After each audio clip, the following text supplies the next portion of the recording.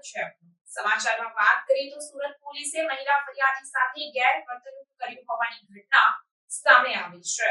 તમારી કરતા અમારો અવાજ ઊંચો છે। મહિલા ફરિયાદી સાથે સુરત પોલીસની ગેરવર્તણૂક જોવા મળી।